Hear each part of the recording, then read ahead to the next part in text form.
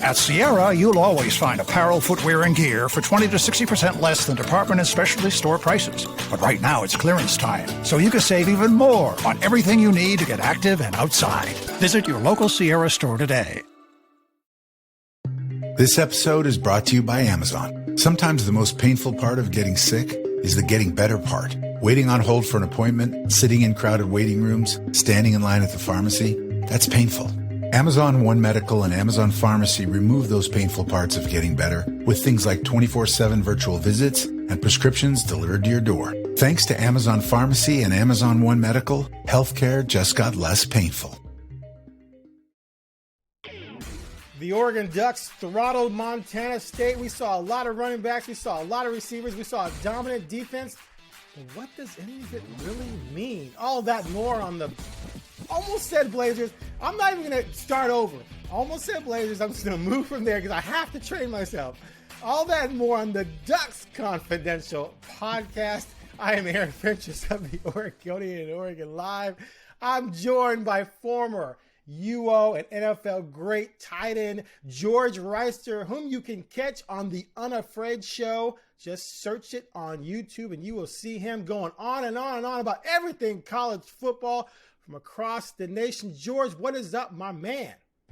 Man, I'm excited, man. College football, though. So a week ago, we got our whistle wet with week 0 games, but this is a full slate, and it was crazy because my plan for Saturday and what actually happened on Saturday were two different things. I had envisioned sitting on my couch all day because as of Wednesday, my schedule looked like I was going to be able to sit on the couch all day on Saturday until the UCLA-Utah game, which I knew I had to go to with the wife and the fam. So I had planned that. But then here comes my son's team scheduling an impromptu scrimmage at 10 a.m. No, they did. So he had to be there at 8:45. So I'm the dad in the stands, umbrella, comfy chair. It was raining? No, it's hot outside, bro. Okay. The sun's out. Oh, you went Michael Jackson with the umbrella. Okay, go ahead. Yeah. and they lucky if it were more than myself, I would have brought the canopy. And then so I'm the dad in the stands with the iPad. Good thing it was a scrimmage because really my son plays offense, so all I really cared about was the offense anyway. So when they were on defense, I'm sitting there staring at the iPad the whole time and then filming when he's on offense. So then I had to go back and watch plays that I missed in that Texas-Ohio State game. But I'm all caught up on everything now. Nice. All right. I, of course, drove to Eugene to watch an exhibition football game. Congratulations! Yeah, well, it was. You are welcome. It was so much fun. I did get to watch Jaws though. Jaws is re-released, the greatest movie of all time. I watched it on Sunday for the first time, and a big screen and it's the single greatest piece of movie cinema ever. Okay, before George deletes this podcast and leaves, let me get to our ad read here. Today's episode of Ducks Confidential is brought to you by Travel Lane County, an organization that promotes travel and tourism in the Eugene Cascades and Coast region. Ducks fans can find more at www.eugenecascadescoast.org. All right, we're going to start out with our These 3 Words segment where we will sum up the game in 3 words. George, you go first because I haven't come up with 3 yet. And you can smudge the words. 4. We can smudge the 4. I mean, can we? No, it has to be 3. It has to be 3. I got 3 good ones. Okay. What we wanted. Okay. That's exactly what it is. Break it down. It was what we wanted. It was nothing more. It was nothing less. It was exactly what we wanted. It was the chance to see Oregon play well, not have 50 billion penalties, not give up a big explosive plays, not have bad tackling, execute the offense, catch the ball, block, tackle, all those things. And that's exactly what we got. Okay. Mine are, you're going to push back on this probably, and I'm kind of on the fence with it, but mine are, we learned little. The only reason I say that is because it was clear that the talent level disparity was just immense. And Oregon, especially on offense, remained extremely vanilla. So as good as Dante Moore was, I didn't feel like we saw anything from him that you can't go back and find in the first 3 games of UCLA, although maybe he didn't force a couple of things, but he obviously lit it up the first 3 starts with UCLA, 7 touchdowns, 1 pick, 62% completion. This time 18 of 23, 218, 3 touchdowns. But probably the only really impressive pass where you say, okay, that looked like a big time throw was the post route to Malik Benson for the touchdown, where Malik ran a great ran a great route, stemming it outside, create that window. He just darted it in there. Like, that was a bullet, nice timing. There was a defender closing in there. He squeezed it in there. But other than that, it was dink and dunk, throw it around, because they were just able to just dominate them. So I will say this, though, and this is why I'm on the fence. Last year against Idaho, 24-14, 17-14 in the fourth. This time against a Montana State program that's better than Idaho, just destroyed them from the start. So that was good to see if you want to see the team, like you said, come out and not have a lot of miscues and dominate. But did we learn a lot? I don't know. I don't feel like I did. I don't feel like we learned a lot, but I do believe that we learned that this defense against inferior competition will be disruptive. And that's exactly what you want. We saw Amari Washington pop off the screen. We saw Mateo pop off the screen. Blake Purchase pop off the screen. The DBs, the young boys coming up tackling hard, like just not stopping their feet. And that's what we learned. And one thing that I want you guys to pay attention to when it comes to big, strong teams is that when bigger, stronger, more physical teams, when the point of contact happens with the ball carrier and the defense, the play ends. Like, there's no dragging people for 2-3 more yards and fight. Wherever they get touched, the play ends. And that is a huge sign of what your defense is going to be. And we will see even more of that versus Oklahoma State. So if you see guys getting grabbed and then getting the extra 2-3 yards after that, that is problematic. That is something to be 100% on alert for. But if you see plays ending when force meets force, and that's where the play's over, that is a huge sign, because that's what you saw and see out of the better defenses in the country. That's what you've seen out of Georgia year after year. That's what you've seen out of the Clemsons. This is what you've seen out of the Michigans. When you see really good defenses, plays end when people get touched. And to give, an example of the opposite, we can go back to 2 of the worst defenses Oregon has had, 2015-16. In 15, the run game is one of the worst in the country. And early in the season, they were getting run over by some not run over, but teams were running better than they should have. And then in 15 was the year they got lit up in the air. 16, the run game. 15 was when Cooper Kupp came to town and got 240 yards and lit them up. And that continued the entire season. The pass defense was whack.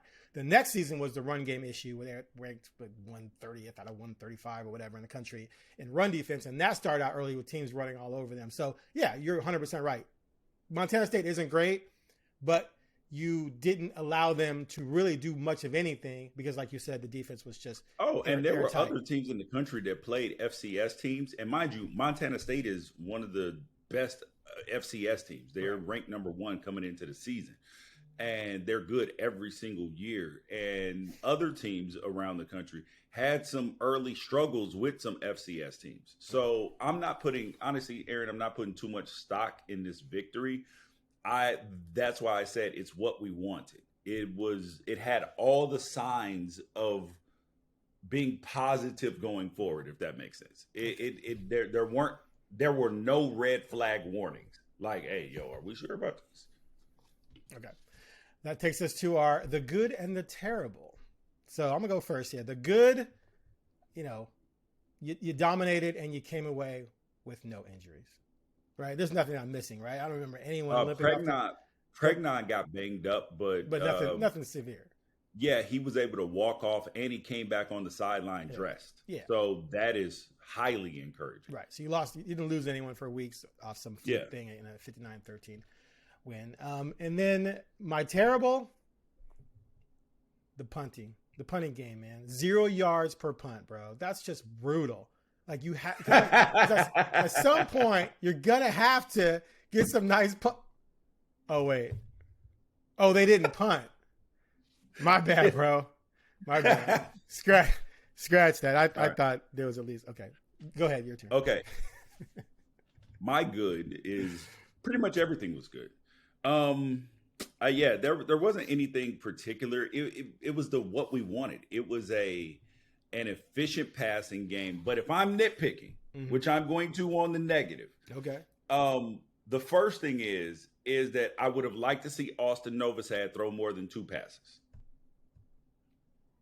That's first thing. But I do understand it's early season. They want to get Dante completely warmed up, running the offense. Completely understand that. Like that makes sense. But if I'm nitpicking, I would have liked to see him get at least 5 passes in. And the other thing that is glaring that you heard probably first here on this podcast is, who did we tell you was going to be the RB1? Noah Whittington.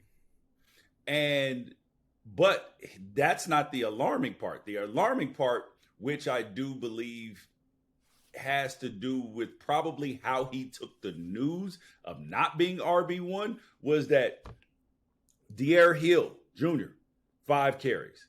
Jordan Davidson, 6 carries, 3 touchdowns. Now, mind you, I told you guys as well that he was going to be the goal line back. And see, this is why you come to Ducks Confidential, because you get the confidential information.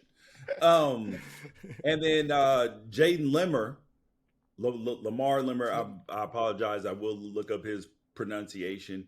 He got 3 carries, and he got the second touch of the game by the running back. Yeah. And he scored the first touchdown. Yeah. So, and Mekhi Hughes, the transfer portal extraordinaire, 1 carry for 2 yards. And that wasn't until like the 3rd quarter, I think. Right. So he did catch a pass. He caught a short pass, but still. Yeah. Either one of 2 things is going on. And I will ask about this, but this is what my football brain tells me out of a lot of experience, is that either when he found out he was not RB1, he went in the tank and probably did not respond well. And and so they were like, hey, yo, come holla at us when you're ready to contribute to the team like a regular guy and possibly earn your spot back, or the spot that you desired. So either that didn't happen, or he was a little bit banged up. But if he was a little bit banged up, it doesn't really make sense that you would put him in the game in the second half anyway. Right. Yeah. So I asked Lanning after the game. I wrote about Noah Whittington and his day in the RB depth, which you can read about on OregonLive. And I asked Lanning, okay, 1, about Noah being the starter, and 2, with Hughes getting just 1 carry, what does that say about his situation and the depth?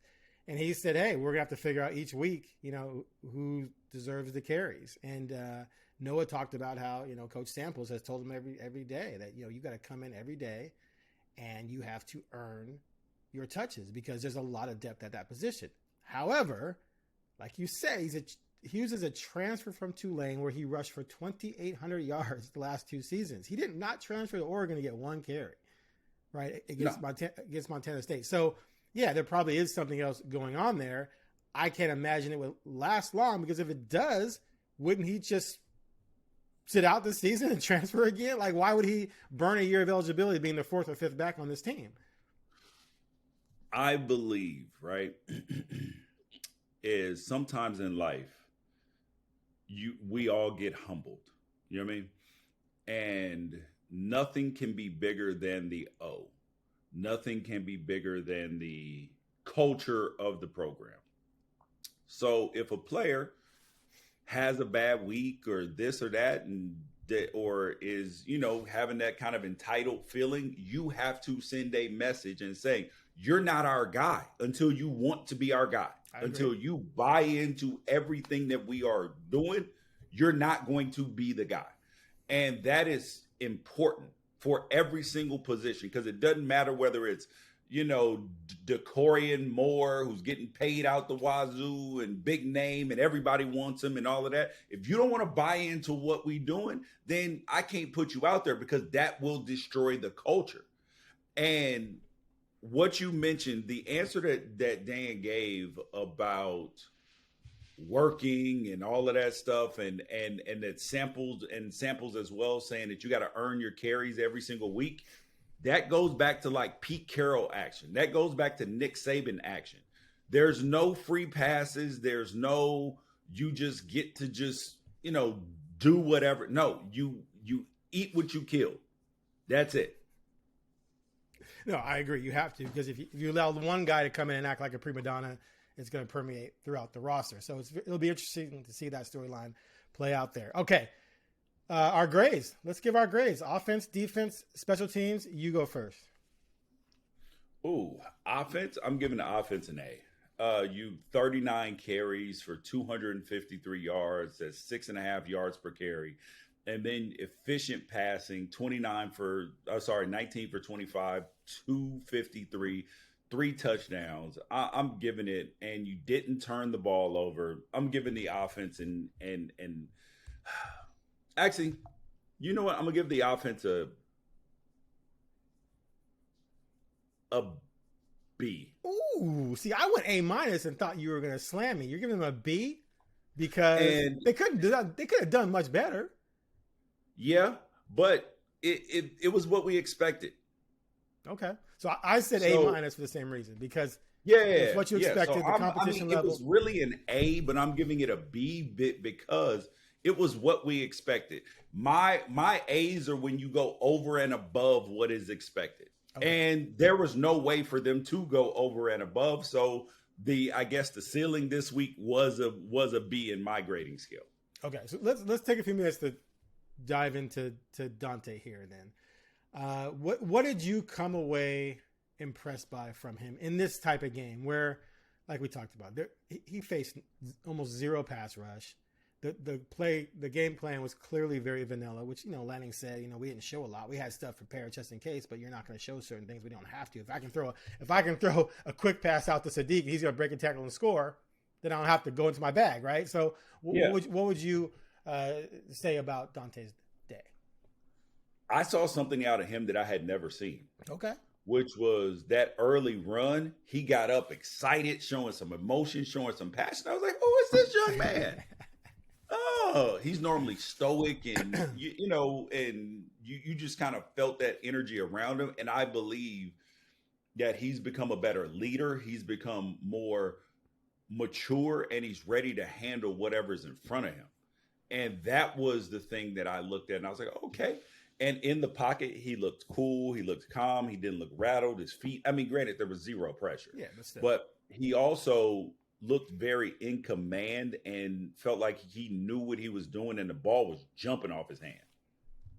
Agree. He definitely has a live arm. He said after the game that, man, it's been a long time for him, right? Because he got humbled early 2 years ago. Yep. And he's had to wait for the opportunity again, and he bided his time. He worked. He's got to build his confidence. Yeah, he builds confidence, and so after a year in the system, he feels in complete command of what they're trying to do, and he's taking ownership of him being responsible to his team and to himself to be properly prepared, which he had to sort of learn that as a true freshman, which a lot of true freshmen go through that. And now he's ready to take the reins and run. I'm looking forward to see what he does, against better competition, obviously, because he's yet to have that type of success against good teams, but everyone has to cross that line at some point, right? Okay. Defense, straight A. You couldn't ask for much more. And the thing is, Montana State, their running game has always been really dominant. 46 yards on 27 carries. And a lot of that, like you said, was because when they got to a ball carrier, the play ended. There was no, they weren't, you can't go back and find a lot of instances where guys missed tackles or guys got their ankles broken or anything like that. They were there in a hurry and with force. Okay. I'm going to nitpick here. Okay, here we go. Yoo-hoo. Take the pressure off me. I am becoming Aaron. All right. So if I'm nitpicking, right? And I am right now. They gave up by my account, the way that we used to judge explosives, they gave up 3 explosive plays. 12-yard run, 20-yard pass. They gave up 2 20-yard passes. Granted, one of them somebody failed. You consider 12 explosive? Yeah. Okay. Yeah, because it's over for it's over a first. It's well over a first down on one. Yeah, like they in any NFL circle I've been, they typically consider 12-yard plus runs and explosive. And sometimes people will take it up to 15, but they consider that an explosive a lot of times, like and 2 24-yard passes. And granted, on one of the passes, somebody fell down, and then the other one, the Taco Dowler kid, he's good, and you're in a situation where they're feeding him and they're doing everything possible to get him open. And so yeah, I didn't mind it. I thought the DBs were pretty sticky for the most part, especially the young guys. I was very impressed with the young guys. I mean, even Offord, Sione. Yeah, I was very impressed. Oh, and I was also highly impressed with Terrence Green, number 99. They believe that this kid is NFL first round future talent. And he showed up in the game as well. I liked it. Man, you are nitpicking because I mean, even I can't find fault in 2 24-yard plays when you're blowing out. I'm saying when you're blowing out the other team. They're bound to get something. That is the only thing that I have a problem with. And remember that we talked about scoring, right? Is what did we want the score to look like? This is exactly what I asked for the score to be, like right. 50 something to 13, and maybe a late touchdown added. Okay. It was exactly what I wanted. So I'm actually going to give the defense an A. All right. So just for a reference point, last year against Idaho, they gave up a 32-yard pass, a 36-yard touchdown, and a 34-yard pass. So this obviously was better than last year. It didn't look like that. This did not look like that. And special teams, of course, Jeremiah McClellan with the block punt was nice. Yeah. Again, like I said about the punter, I know you didn't get the punt, but still you got to find a way to do something. No, I'm kidding. Yeah, and the punt returns were fine. Punt returns were nice, yeah. Oh, well, there was the bobble, though, right? Gary Bryant Jr. had the bobble. Oh, well, he fumbled, but yeah. Yeah, we went out of bounds, but still. He'll be all right. Yeah. Okay, yeah. Hidden gems. Who's your hidden gem or two from this game? Ooh, I'm going to go with Kyler Casper. Okay. I wasn't sure how much we were going to see him. We saw him a lot, big, all 6'5" of him. And he finished with one catch for 40 yards. I was like, okay, bud. I like to see it.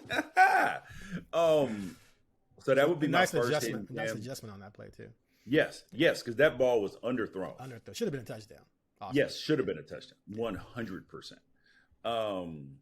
And that was what? That was Novosad that threw that ball? Correct. Yes. Yeah. And, it was his first throw. And you're like, okay. He was like, I'm not going to miss the layup. Right. And that's what you tell your players. Do not miss the layup. Like, that was a layup. Don't miss it. Even if he has to stop to catch it, don't try to just make it so perfect that you possibly overthrow him. Right. Just get the ball caught, take the explosive, and if he can, and he might be able to score. Agreed. All right, I'm going to go with Jordan Davison because I'm still learning this team, right? So I've never seen this kid do anything. I was focusing on Hughes. I was focusing on Noah. I wrote something about Riggs. I told you that Jordan Davison was going to be the short yardage back. Listen, Aaron. I didn't, think that wasn't going to be the thing. I'm just saying that, the guys that were talked about the most during camp were the ones I actually wrote about or remember from last year in terms of Noah. So look, 236, bro. He's 200. He's listed at 230. That's like Jerome Bettis. Bro, he's a little dooley. But he can scoot. Trimmer. He looked much trimmer. Did he? In his uniform. And I was watching the game with a former Duck player who works at Nike, and he was like, I was just at practice. It's the uniforms. But look, he looks like Jonah. If you're trying to find a comp, his body type is like Jonah Coleman in Washington. Okay, yeah. He's still got a little baby fat to get off, but it's gonna be all right. And he hits the hole with some speed. Like, he doesn't look like he's a lumbering back. The one touchdown, he headed to the middle and then had to bounce it outside and raced out there. But yeah, that's a nice weapon to have, an athletic, big giant back you can put in there to just pound in touchdowns. And it'll be interesting to see, because as a freshman, it's nice to have a role. So if that's your role, then you're going to score 10 touchdowns in that role. Yes, at least. I was like, that's he's a great Lindell role. White right now. Yeah, he's exactly. Lindell White. Exactly. But he looks like he has the ability to become maybe a Royce Freeman type, right? What was Royce?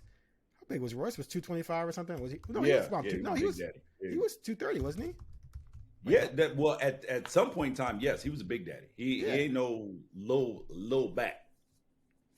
Yeah, Royce got cut by my Bears, by the way. I'm going to call him about that. Yeah, Royce was listed at he's around 232. He's a big boy. All right, so and we'll see. Davidson is listed at 6 feet tall, so that means probably 5'11".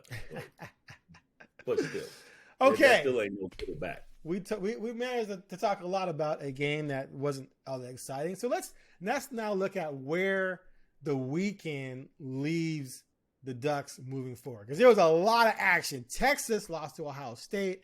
LSU defeated Clemson. Miami beat Notre Dame. Alabama, which was already ranked behind Oregon at number 7, lost to Florida State. No, they didn't lose. They got beat down. They got spanked by Florida State on the road. So I sort of see a situation playing out this week where Oregon might not move up. And I say that because if you're 7th and you beat an FCS program, I mean, it's logical that LSU behind you and Miami behind you after defeating teams in front of you could jump ahead of you because they've done something to sort of prove their wares. And does Texas fall very far after losing to a top 3 team? I don't know. By Texas 7 didn't points. look good. I'm gonna be honest. I mean, they didn't look good on offense, but their defense held the opposition to 14 points, and that's with the offense not doing much. So they were, not in a great situation. So I see Oregon staying right at 7. But the thing about voters is that the reason why you have so many is everyone views things differently and weighs things out differently, right? So you never know how a person's going to look at things. But where do you see the Ducks ending up after this weekend? What is the action, the results from this past weekend say to you in terms of where the Ducks maybe fall in the pecking order of things? Okay, so I think Clemson falls behind Oregon. Okay. I think LSU is going to jump above Oregon. But at the same time, they may not, because Oregon did get 1 first place vote and they were absolutely dominant. Like the way I do my rankings, Oregon would not move up because I do mine based upon schedule played, quality wins, and dominance, right? Okay. So you can exert dominance, but if your quality wins and your schedule aren't great, then so far, and mind you, I tear everything up every single week. So if you were ranked 1 the last week, you could be ranked 8 the next week. Okay. It just depends on everything else that happens around. Particularly, and there's a lot of shuffling in the beginning of the season because I give credit to people who play better teams. I'm not just going to be like, hey, I know that, it looks like Georgia's great or it looks like Oregon's great, but they haven't played anybody. You're not going to be number 1. There's no chance in the way I do my rankings. So, and I also believe that I think Miami may stay behind Oregon because they were so dominant in the AP poll. So I do think they probably move up 1 spot. I think Ohio State goes to number 1, even though they probably shouldn't, because I don't, in watching that Texas-Ohio State game, neither one of those teams is the version of themselves that they're going to be in 4 weeks. It wasn't a clean game. The Arch played awful. I mean, awful. Sark didn't have a good game, but both defenses were effective. But I thought that was more because the offenses were ineffective. Ohio State was dropping balls all over the place. Julian Sand was the best offensive player on the field, in that game, and he's a freshman quarterback. So, yeah, I was offensive skill position player because we don't get a chance to grade the lines as much. So. Right. I think that they'll move up to a 6, but the most important thing is that you stay in striking range. Like you stay in striking range, you put good film on. That way, in case you do drop that Penn State game, you're 4-0 and you've been wiping people out. So if you lose a close one, they won't penalize you very much for that at that point in time. So real quick, what do you think of Bama right now? What do I think of who? Alabama right now. Alabama's who I thought they were. I said I predicted in my bold predictions this year on the Unafraid Show, Alabama was going to miss the playoffs this year. And people were, and then when I picked it, and on the prediction, I made a prediction video for the game. I said Florida State will win this football game. They were 13.5-point underdogs. Alabama people came on my channel, Aaron, and they said in the comments and said, Alabama fans have the chance to make or break your channel. If you are wrong about this, we will torpedo you. Jeez. And I was like, and so yesterday I had to address them on the live stream. I was like, hey, I'm glad that you're back. Did anyone come and apologize? Not yet. Not yet. The video's only been up for what? For 12, I mean, for like 18 hours. So yeah, give him a chance. Not yet. Give him a chance. Well, and two, I haven't looked at all the comments yet because Okay. I'm going to review the comments later. Okay. All right. So as we announced earlier, we're going to do 2 podcasts a week. So we're not going to talk much about Oklahoma State until later in the week. We'll devote that show to the news of the week and looking ahead to the next game. But we will do a quick look, a sneak peek, so to speak, at the Oklahoma State game. So they lost their quarterback, Haas Hedgney, underwent foot surgery. He was injured during a 27-7 win over UT Martin. And Zane Flores, a freshman, an interesting freshman because he redshirted and got a medical hardship. So he's really a third-year freshman, will start. He was decent, in that first game. Their rushing attack was so-so. They're mixing in some new offensive linemen still. I got this as a threat level of 0, bro. Like, there's no chance they're winning. Remember, I told you that this threat level was low. Even if Haas Henge had been in, it would have been low. How'd you pronounce it? Hedgney? Hedgney. Hedgney. Okay, yeah. Yeah, Haas. Haas, yeah. Haas for sure. Yeah. Haas Hedgney. And but the fact that against UT Martin, 42 carries for 127, that's not promising. No. I'm gonna tell you that. If that's how you ran the ball last game, it probably will not go well against this Oregon team in the run game factor. Especially with a young quarterback. So yeah. Yes, and you only scored 27 points versus UT Martin. I know you lost your starting quarterback, but that's not our problem. Right. I always like to give major college programs at least a 1 in the threat level. Back when I did this back in the day when I covered Oregon as my primary beat. But in this case, mediocre run game, new quarterback, and you're coming off 3-9 last year. It's 0. This could be the same exact score as last week. Exactly. Because it just from the fact that they might, obviously they're probably going to be more talented than Montana State, but then you're just going to open things up more in the passing game to get, bigger plays, et cetera, et cetera. All right. So we agree. If they give up over 21 points, I will be concerned. Yeah. As a matter of fact, I'm gonna go with the exact. Actually, I'll say if they give up more than 17 points, I will be concerned. Okay. So my prediction, unless they score like 70, then actually, I still wouldn't like 17. So my prediction last week was 47-17. I'm gonna go with that one again this week, 47-17. You got an early prediction? You can wait. You don't have to. You don't have to come up with a number. You can wait. I'm gonna go the same as the Montana State game. Which was actually I'll give them another 59. Field goal. I'll give them another field goal. So we'll go 16 to 50 something. Okay. That's fair. All right, that's it. Good work. Today's episode of the Ducks Confidential podcast was brought to you by Travel Lane County, an organization that promotes travel and tourism in the Eugene, Cascades, and Coast region. Ducks fans can find out more at www.eugenecascadescoast.org. Thanks for listening. We'll be back midweek to talk about whatever news comes out of the week and preview the Oklahoma State game. Take care of yourself.